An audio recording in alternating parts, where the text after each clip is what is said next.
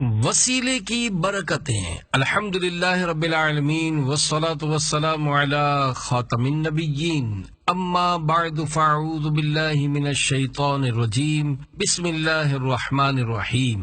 امیر اہل سنت کا تقریباً 22 سال پہلے کا بیان۔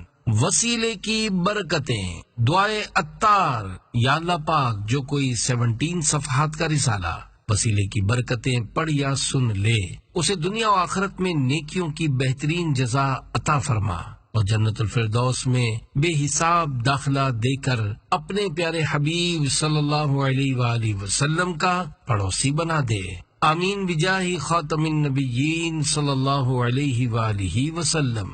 درود شریف کی فضیلت۔ فرمان آخری نبی صلی اللہ علیہ وآلہ وسلم، جب دو دوست آپس میں ملتے اور مصافحہ کرتے ہیں اور نبی کریم صلی اللہ علیہ وآلہ وسلم پر درود پاک پڑھتے ہیں تو ان دونوں کے جدا ہونے سے پہلے ان کے اگلے پچھلے گناہ بخش دیے جاتے ہیں۔ صلو علی الحبیب صلی اللہ علی محمد۔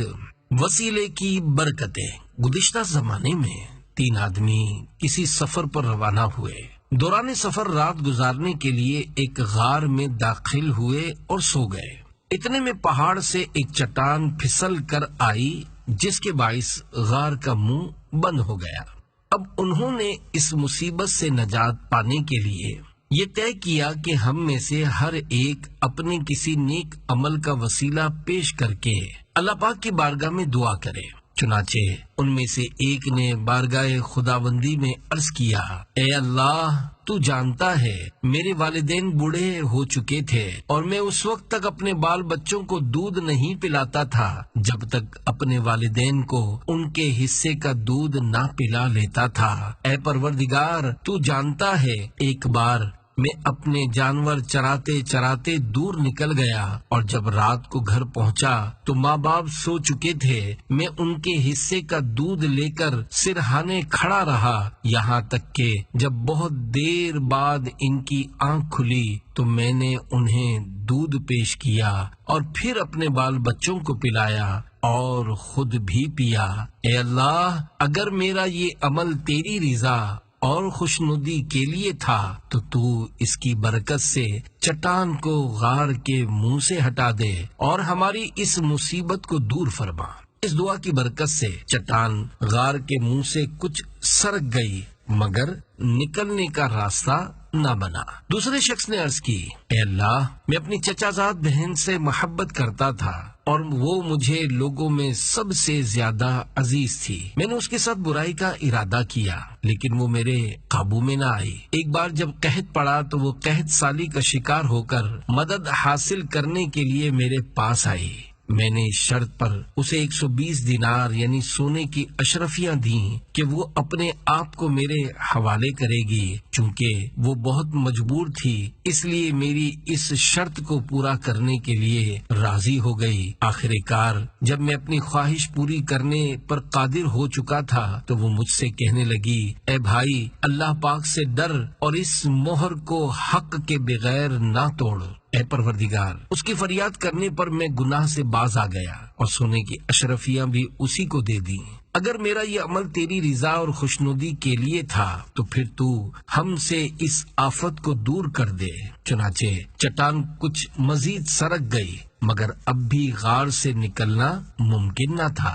اب تیسرے شخص نے اللہ پاک کی بارگاہ میں عرض کی، اے اللہ، تو جانتا ہے میں نے ایک بار چند آدمیوں کو اجرت پر رکھا اور ان سب کو ان کی مزدوری ادا کر دی مگر ان میں سے ایک اپنی مزدوری لیے بغیر چلا گیا۔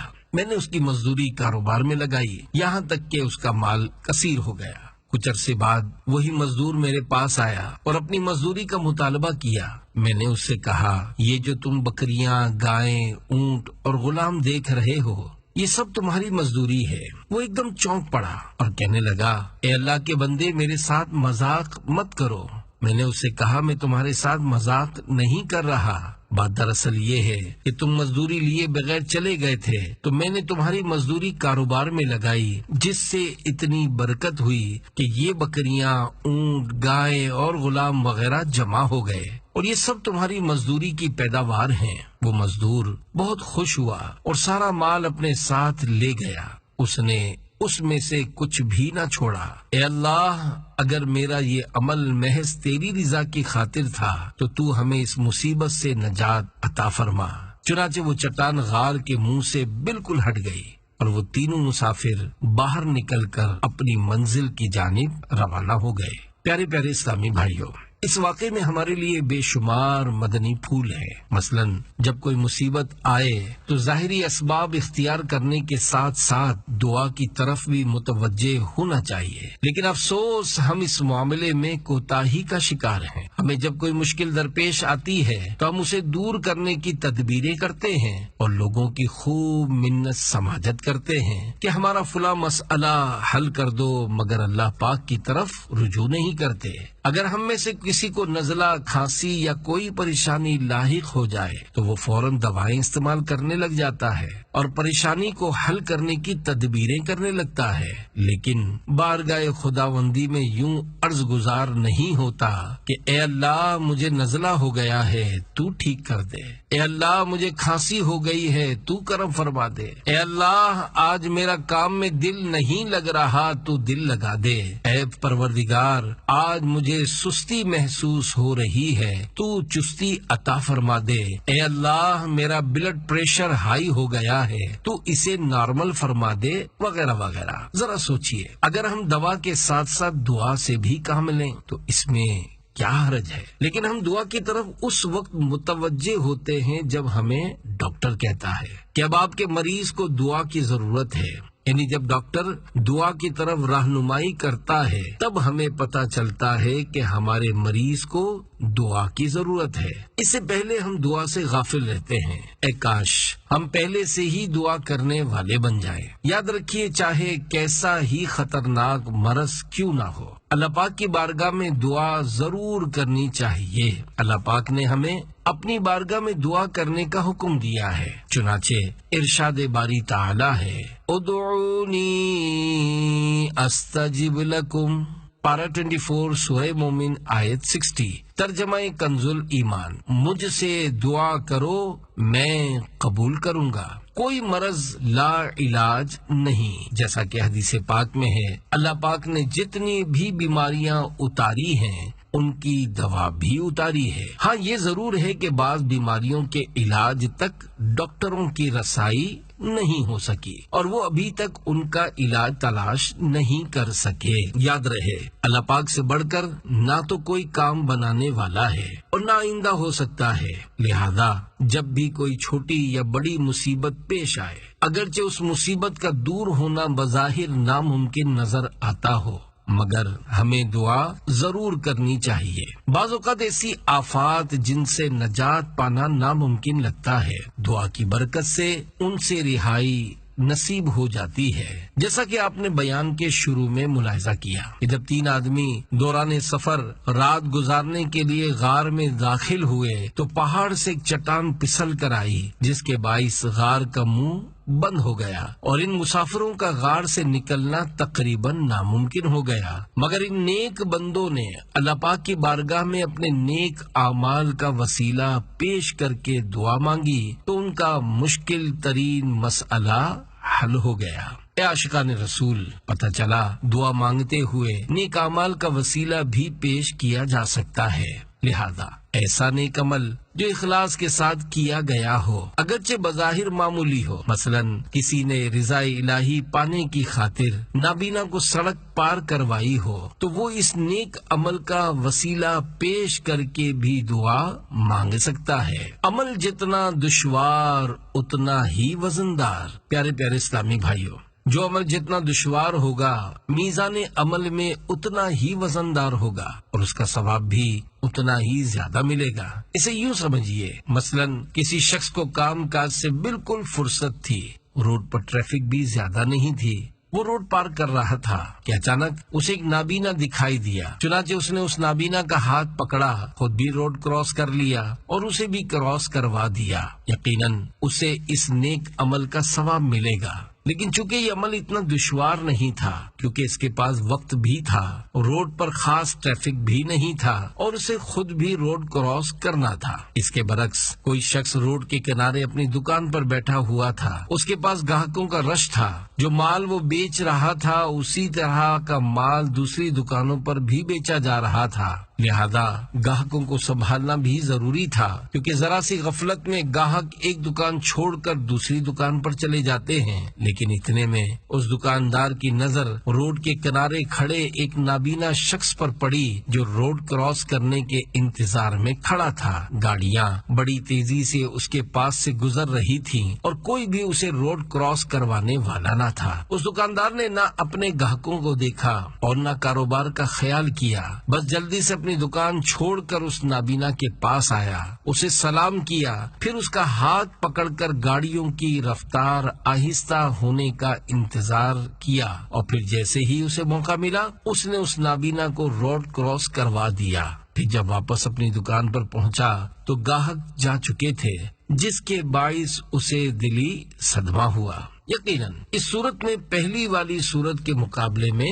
زیادہ ثواب ملے گا، کیونکہ پہلی صورت میں روڈ کراس کروانے والے کو دشواری کا سامنا نہیں کرنا پڑا تھا، جبکہ دوسری صورت میں دکاندار کو دشواری اٹھانے کے ساتھ ساتھ گاہکوں کے چلے جانے کی وجہ سے مالی قربانی بھی دینی پڑی۔ دیکھیے، دونوں صورتوں میں بظاہر عمل ایک ہی ہے، لیکن دونوں کے انداز، دشواری اور کوشش میں فرق ہے۔ اسی طرح جب وضو کرنا دشوار ہو اس وقت وضو کیا جائے تو زیادہ ثواب ملے گا۔ مثلا کسی جگہ سخت سردی ہے، مسجد میں پانی گرم کرنے کے لیے گیزر کا اہتمام بھی نہیں ہے اور پانی بھی خوب ٹھنڈا ہے، ایسی صورت میں جس نے مسجد کی انتظامیہ کو برا بھلا کہے بغیر صبر کا دامن تھامتے اور تھر تھراتے ہوئے ٹھنڈے پانی سے وضو کیا، اسے اس شخص کے مقابلے میں زیادہ ثواب ملے گا جس نے گرم پانی سے وضو کیا، کیونکہ سخت سردی میں ٹھنڈے پانی سے وضو کرنا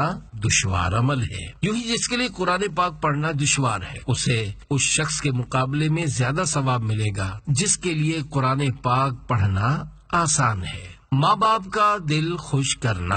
اے عاشقان رسول، آپ نے بیان کی ابتدا میں جو واقعہ پڑھا اس سے یہ بھی معلوم ہوا کہ ماں باپ کا دل خوش کرنا اللہ پاک کے نزدیک پسندیدہ عمل ہے۔ دیکھیے، غار میں داخل ہونے والے 3 افراد میں سے ایک ماں باپ کا کیسا چاہنے والا تھا کہ اپنے بال بچوں کو اس وقت تک دودھ نہیں پلاتا تھا جب تک کہ اپنے بوڑھے ماں باپ کو نہیں پلا دیتا۔ پھر جب ایک رات ماں باپ سو گئے تو ان کے سرہانے دودھ لیے کھڑا رہا، اپنے بچوں کو بھی نہیں پلایا۔ جب ماں باپ بیدار ہوئے تو پہلے انہیں دودھ پیش کیا، پھر اپنے اہل و عیال کو پلایا۔ اس کے برعکس آج کے جدید دور میں ماں باپ کو کتنی اہمیت دی جاتی ہے، بالخصوص شادی کے بعد بال بچوں کی موجودگی میں ماں باپ کی اہمیت کتنی باقی رہ جاتی ہے، سبھی اس سے واقف ہے۔ یاد رکھیے، اگرچہ ماں باپ تکلیف کا باعث بنتے ہوں تب بھی ماں باپ کے حقوق ختم نہیں ہوتے، لہذا اولاد کو ہر صورت صبر سے کام لینا ہوگا۔ ماں کے حقوق سے متعلق ایک روایت سنیے۔ گوشت کا ٹکڑا کباب ہو جاتا۔ ایک صحابی نے بارگاہ رسالت میں عرض کی، یا رسول اللہ صلی اللہ علیہ وآلہ وسلم، ایک راہ میں ایسے گرم پتھر تھے کہ اگر ان پر گوشت کا ٹکڑا ڈالا جاتا تو کباب ہو جاتا۔ میں 6 میل تک اپنی ماں کو اپنی گردن پر سوار کر کے لے گیا تو کیا میں ماں کے حقوق سے فارغ ہو گیا؟ پیارے آقا صلی اللہ علیہ وآلہ وسلم نے ارشاد فرمایا، تیرے پیدا ہونے میں درد کے جس قدر جھٹکے اس نے اٹھائے ہیں شاید یہ ان میں سے ایک جھٹکے کا بدلہ ہو۔ اس روایت سے معلوم ہوا اولاد کو ماں باپ کے حقوق سے فراغت حاصل نہیں ہو سکتی، چاہے وہ ان کی کتنی ہی خدمت کیوں نہ کر لے۔ لہذا ماں باپ کے حقوق کا خیال رکھنا بہت ضروری ہے۔ افسوس، آج کل معاشرے میں ماں باپ کے ساتھ انتہائی ناروا سلوک اختیار کیا جاتا ہے، اور بعض لوگ ماں باپ کو بالکل بھی لفٹ نہیں کرواتے۔ بعض اوقات اولاد کو ماں باپ سے یہ شکایت ہوتی ہے کہ وہ ان کے ایسے معاملات میں دخل اندازی کرتے ہیں کہ جن میں انہیں مداخلت نہیں کرنی چاہیے۔ تو اس حوالے سے عرض ہے کہ چونکہ وہ ماں باپ ہیں، اس لیے ہر صورت ان کا ادب و احترام ضروری ہے۔ دیکھیے، ماں باپ نے ہماری بہت سی خطائیں برداشت کی ہوتی ہیں، مثلاً ہم بچپن میں انہیں ستاتے رہے لیکن پھر بھی وہ ہمیں کھلاتے پلاتے رہے۔ ہم رات کو دیر سے گھر آتے تو وہ بیچارے اپنی نیند قربان کر کے ہمارے انتظار میں جاگتے رہتے۔ ہمیں بخار ہو جاتا تو وہ ساری رات ہماری خدمت کرتے رہتے، لیکن ہماری شادی کروا کر نہ جانے وہ ایسی کون سی غلطی کر بیٹھے ہیں کہ شادی کے بعد ہم انہیں اہمیت دینا چھوڑ دیتے ہیں۔ یاد رہے، نہ تو بال بچوں کی وجہ سے ماں باپ پر ظلم کیا جائے اور نہ ہی ماں باپ کی وجہ سے اپنے بال بچوں پر ظلم کیا جائے۔ دونوں کے حقوق کا خیال رکھنا ضروری ہے۔ مقبول حج کا ثواب۔ پیارے پیارے اسلامی بھائیوں، ماں باپ کو ستانے کے بجائے ان کا ادب و احترام کیجیے، ان سے خوب ہمدردی سے پیش آئیے اور پیار و محبت سے ان کی زیارت کیجیے۔ ماں باپ کی طرف رحمت کی نظر سے دیکھنے کے بھی کیا کہنے ہیں۔ چنانچہ اللہ پاک کے آخری نبی مکی مدنی صلی اللہ علیہ وآلہ وسلم کا فرمان رحمت نشان ہے۔ جب اولاد اپنے ماں باپ کی طرف رحمت کی نظر کرے تو اللہ پاک اس کے لیے ہر نظر کے بدلے حج مبرور یعنی مقبول حج کا ثواب لکھتا ہے۔ صحابہ کرام رضی اللہ عنہم نے عرض کی، اگرچہ دن میں 100 مرتبہ نظر کرے، فرمایا نعم اللہ اکبر و اطیب، یعنی ہاں اللہ سب سے بڑا ہے اور اطیب یعنی سب سے زیادہ پاک ہے۔ کتنے خوش نصیب ہیں وہ لوگ جن کے ماں باپ حیات ہیں۔ ایسوں کو چاہیے کہ وہ اپنے ماں باپ کی خدمت کریں، ان سے نرمی سے پیش آئے، بات چیت کرتے وقت آنکھیں نہ ملائیں، ان کو آتا دیکھ کر ادب میں کھڑے ہو جائیں، ان پر خار نہ کھائیں، وہ بات چیت کر رہے ہوں تو ان کی بات نہ کاٹیں، انہیں جھاڑنے اور جھڑکنے سے باز رہیں۔ یاد رکھیے، اگرچہ والدین بے نمازی ہوں تب بھی ان کی تعظیم کی جائے گی، کیونکہ نماز نہ پڑھنا ان کا اپنا عمل ہے، البتہ ان کے گناہوں سے ضرور نفرت کی جائے گی۔ اے عاشقان رسول، چونکہ ماں باپ اولاد سے عمر میں کافی بڑے ہوتے ہیں، اس لیے اگر اولاد انہیں ڈائریکٹ سمجھانے کی کوشش کرے گی تو شاید وہ سمجھ نہیں پائیں گے، لہذا اولاد کو چاہیے کہ ان کا ادب و احترام کرتی رہے، ان کی اصلاح کے لیے انہیں دعوت اسلامی کے دینی ماحول سے وابستہ کرے اور سنتوں بھرے بیانات سننے کی ترغیب دلائے۔ انشاءاللہ ان کی اصلاح کا سامان ہوگا اور دیکھتے ہی دیکھتے ان کی زندگیوں میں مدنی انقلاب برپا ہو جائے گا۔ پیارے پیارے اسلامی بھائیوں، آپ نے بیان کی ابتدا میں جو واقعہ سنا اس میں بیان کیا گیا کہ غار میں داخل ہونے والے 3 افراد نے بارگاہ خداوندی میں اپنے نیک اعمال کا وسیلہ پیش کیا، جس کی برکت سے غار کا منہ کھل گیا اور انہیں قید سے رہائی نصیب ہوئی۔ تو اس کا یہ مطلب نہیں کہ اللہ پاک کی بارگاہ میں صرف نیک اعمال کا وسیلہ پیش کیا جاتا ہے، بلکہ یاد رکھیے نیک اعمال کے ساتھ ساتھ نیک ہستیوں کا وسیلہ بھی پیش کیا جا سکتا ہے۔ یہ کیسے ہو سکتا ہے کہ ہم اپنی نیکیوں کا وسیلہ تو پیش کریں مگر نیک لوگوں کا وسیلہ نہ پیش کر سکیں، حالانکہ ہماری نیکیوں کے وسیلے کے مقابلے میں نیک لوگوں کا وسیلہ زیادہ مضبوط ہے۔ ہماری نیکیاں کہاں اور اللہ پاک کے نیک بندوں مثلا انبیاء کرام علیہم السلام کی عظمتیں کہاں،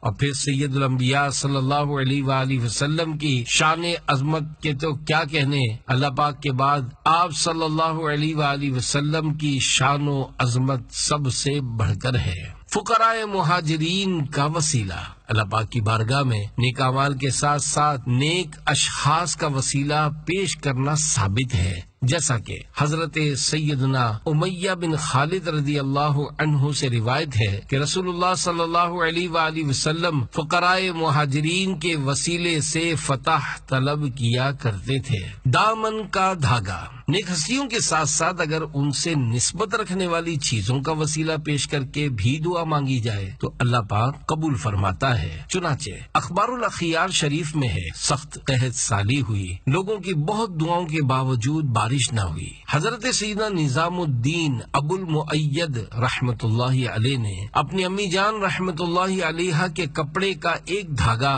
ہاتھ میں لے کر عرض کی، اے اللہ، یہ اس خاتون کے دامن کا دھاگا ہے جس پر کبھی کسی نامحرم کی نظر نہیں پڑی، میرے مولا اسی کے صدقے رحمت کی بارش برسا دے۔ ابھی دعا ختم بھی نہ ہوئی تھی کہ رحمت کے بادل چھا گئے اور رم جھم بارش شروع ہو گئی۔ پتہ چلا کہ اللہ پاک کی بارگاہ میں نیک اعمال کے ساتھ ساتھ نہ صرف نیک لوگوں کا بلکہ ان سے نسبت رکھنے والی چیزوں کا وسیلہ بھی پیش کیا جا سکتا ہے۔ نیز معلوم ہوا کہ اللہ کے نیک بندوں سے جس چیز کو نسبت ہو جائے تو وہ متبرک ہو جاتی ہے اور بعض اوقات اس کا ظہور بھی ہو جاتا ہے۔ گناہ سے بچنے کا وسیلہ۔ پیارے پیارے اسلامی بھائیوں، غار میں قید ہونے والے دوسرے شخص نے اللہ پاک کی بارگاہ میں اپنے ایک گناہ سے بچنے کا وسیلہ پیش کر کے دعا مانگی تھی، اور وہ گناہ بھی ایسا تھا کہ بدکاری پر قدرت ہونے کے باوجود اللہ پاک کے خوف سے باز رہنا جو کہ نفس پر بہت بھاری ہے۔ اسے یوں سمجھیے کہ کوئی شخص فلم دیکھ رہا ہو اور وہ فلم بھی ایسے موڑ پر پہنچ چکی ہو کہ مزید دیکھنے کا تجسس بڑھ چکا ہو، لیکن اتنے میں اچانک اس کے دل میں خوف خدا پیدا ہو جائے اور اس کے ذہن میں یہ بات آئے کہ میں دعوت اسلامی کے ہفتہ وار سنتوں پر اجتماع میں یہ روایت سنی تھی کہ جو اپنی آنکھوں کو حرام سے پر کرے گا قیامت کے دن اس کی آنکھوں میں آگ بھر دی جائے گی۔ چنانچہ وہ اللہ پاک سے ڈرتے ہوئے فوراً توبہ کر لے اور اسی وقت فلم دیکھنا چھوڑ دے تو اس کا یہ عمل بھی ایک نیکی ہے، اور اپنے اس عمل کا وسیلہ پیش کر کے بھی اللہ پاک کی بارگاہ میں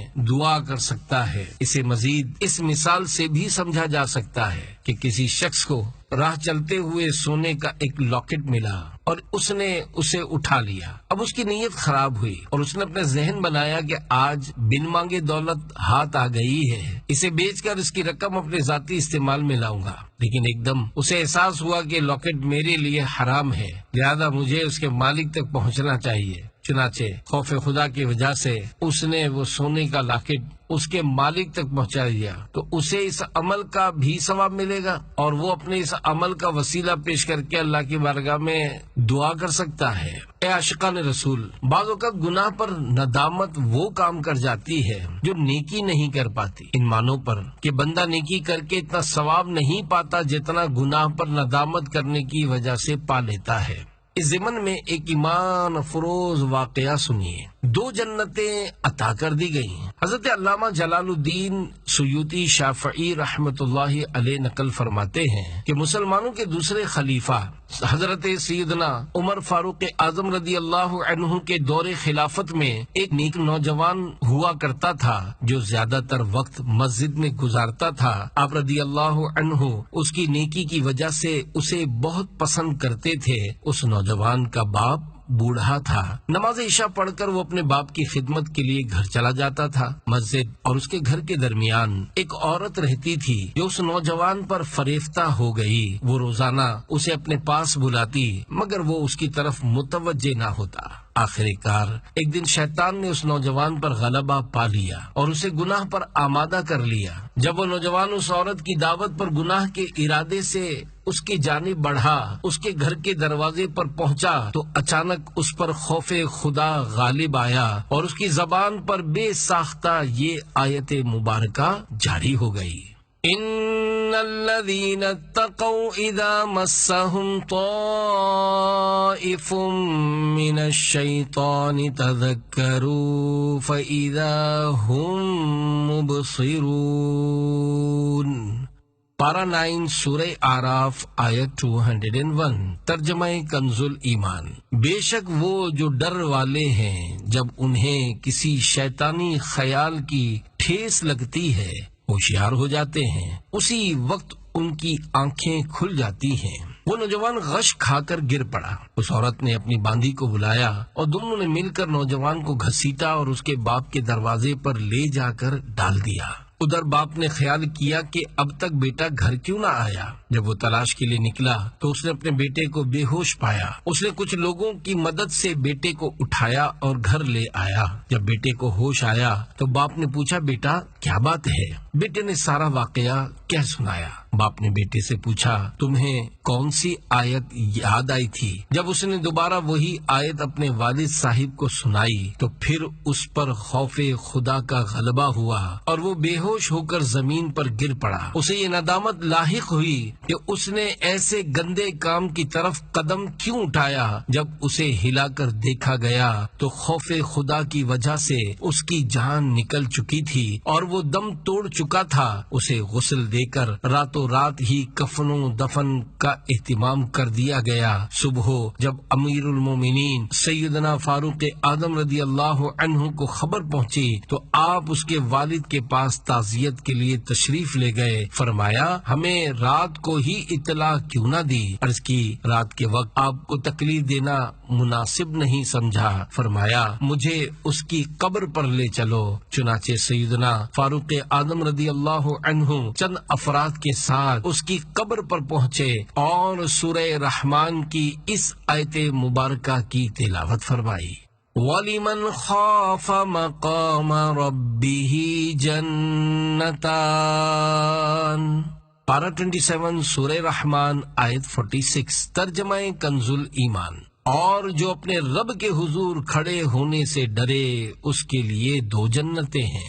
اس نوجوان نے قبر کے اندر سے کہا، اے عمر، بے شک میرے رب نے مجھے وہ 2 جنتیں عطا فرما دی ہیں۔ اے عاشقان رسول، دیکھا آپ نے اس نوجوان کو گناہوں سے بچنے پر کتنا بڑا انعام ملا کہ اللہ پاک نے اسے 2 جنتیں عطا فرمائیں۔ پیارے پیارے اسلامی بھائیوں، آپ نے بیان کی ابتدا میں جو واقعہ سنا اس میں غار میں پھنس جانے والے تیسرے شخص کا یہ نیک عمل بیان کیا گیا کہ اس نے اپنے مال سے مزدور کی اجرت الگ کر کے اسے کاروبار میں لگایا اور پھر مزدور کی طرف سے مزدوری طلب کیے جانے پر مزدوری کے ساتھ ساتھ اس سے حاصل ہونے والا سارا نفع مزدور کے سپرد کر دیا، حالانکہ ایسا کرنا اس پر شرعی طور پر واجب نہ تھا۔ دیکھیے، اس مزدور کی مزدوری سے حاصل ہونے والا نفع کم نہیں تھا، بلکہ اگر آج کے دور کے حساب سے اس کی مالیت کا اندازہ لگایا جائے تو شاید لاکھوں کروڑوں روپے بن جائیں، مگر اس نے سارا مال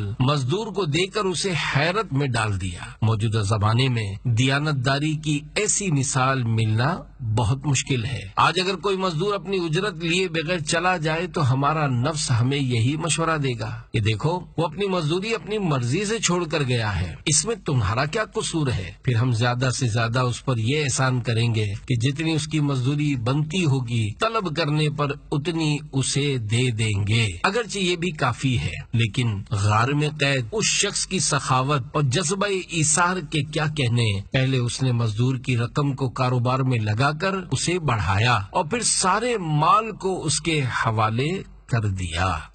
مال کا معاملہ بہت دشوار ہے۔ آج کل سرمایہ دار لوگ زکوٰۃ دینے کے معاملے میں خوب ٹال مٹول سے کام لیتے ہیں۔ بعض اوقات ایسا بھی ہوتا ہے کہ زکوٰۃ کا حقدار سرمایہ داروں کی خوب منتیں اور خوشامدیں کرتا ہے، لیکن وہ اس بیچارے کو بار بار بلا کر دھکے کھلاتے اور پھر اتنا تھوڑا مال دیتے ہیں کہ اس کا گزارا نہیں ہو پاتا۔ بہرحال غار میں قید تیسرے شخص کا مزدور کو نفع سمیت اس کی مزدوری دینے والا عمل اتنا عظیم اور زبردست تھا کہ جب اس نے اپنے اس نیک عمل کا وسیلہ پیش کر کے اللہ پاک سے دعا مانگی تو اس کی برکت سے چٹان غار کے منہ سے بالکل ہٹ گئی اور وہ تینوں مسافر آسانی کے ساتھ غار سے باہر نکل آئے۔ محال عادی یعنی ناممکن کی دعا نہیں کرنی چاہیے۔ پیارے پیارے اسلامی بھائیوں، جب کبھی کوئی پریشانی آئے، چاہے چھوٹی ہو یا بڑی، اس کے حل کے لیے تدبیر کرنا ممکن ہو یا ناممکن، اللہ پاک کی بارگاہ میں اس کے حل ہونے کی دعا ضرور کرنی چاہیے۔ ہاں، جو چیزیں محال عادی ہیں ان کی دعا نہیں کر سکتے، مثلا دست غیب کی دعا نہیں کر سکتے کیونکہ یہ محال عادی ہے، اور محال عادی کی دعا کرنا ناجائز و حرام ہے۔ دست غیب یعنی بغیر کسی ظاہری ذریعے کے حاصل ہونے والی رقم کے لیے دعا کرنا، جیسا کہ اے اللہ جب میں مصلی کے نیچے ہاتھ ڈالوں تو نوٹوں سے میری مٹھی بھر جائے وغیرہ۔ البتہ یوں دعا کی جا سکتی ہے کہ اے اللہ میری روزی میں برکت دے، یا مجھے اپنی روزی کے ذرائع عطا فرما۔ یاد رکھیے جو چیزیں محال عادی نہیں ان کی دعا مانگ سکتے ہیں، مثلا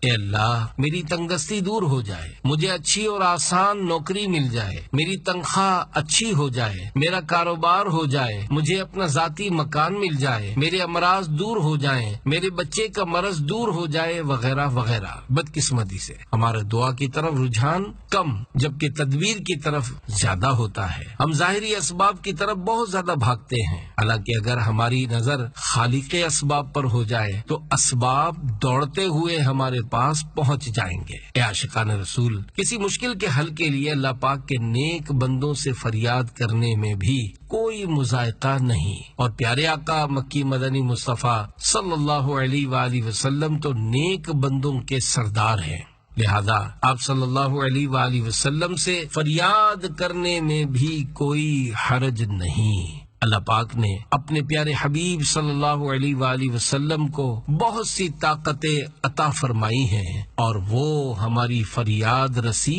کر سکتے ہیں۔ دیکھیے جب ہم ڈاکٹر صاحب سے گزارش کرتے ہیں کہ ڈاکٹر صاحب ہمارے بچے کو ٹھیک کر دیجئے، تو اللہ پاک کے پیارے حبیب صلی اللہ علیہ وآلہ وسلم جو کہ طبیبوں کے طبیب ہیں، اگر ان کی بارگاہ میں کوئی امتی تڑپ کر فریاد کرے کہ یا رسول اللہ صلی اللہ علیہ وآلہ وسلم آپ میرے بچے پر نظر کرم فرما کر اسے ٹھیک کر دیجئے، تو اس میں کیا حرج ہے؟ اسی طرح جب ہماری کوئی چیز چوری ہوتی ہے تو ہم بذریعہ سائنسی کنیکشن یعنی فون کر کے مددگار پولیس سے رابطہ کرتے ہیں، تو اگر ہم بذریعہ روحانی کنیکشن بے کسوں کے مددگار محبوب پروردگار صلی اللہ علیہ وآلہ وسلم سے فریاد کریں تو اس میں کیا حرج ہے؟ واللہ وہ سن لیں گے، فریاد کو پہنچیں گے، اتنا بھی تو ہو کوئی جو آہ کرے دل سے۔ پیارے پیارے اسلامی بھائیوں، علم دین سیکھنے سکھانے اور پیارے آقا صلی اللہ علیہ وآلہ وسلم کی پیاری پیاری سنتوں پر عمل کا جذبہ پانے کے لیے عاشقان رسول کی دینی تنظیم دعوت اسلامی کے قافلوں میں سفر کو اپنا معمول بنا لیجئے۔ ہر اسلامی بھائی زندگی میں ایک ساتھ 12 ماہ، ہر 12 ماہ میں 1 ماہ اور ہر مہینے میں کم از کم 3 دن کے قافلے میں سفر کرے، نیز ممکن ہو تو قافلہ کورس کر لیجئے تاکہ قافلہ تیار کرنے میں زیادہ مشکل پیش نہ آئے، اور ان سب دینی کاموں پر استقامت پانے کے لیے نیک اعمال پر عمل کیجیے۔ روزانہ نیک اعمال کا رسالہ پر کر کے ہر ماہ کی پہلی تاریخ کو اپنے یہاں کے ذمہ دار کو جمع کروانے کا معمول بنا لیجیے۔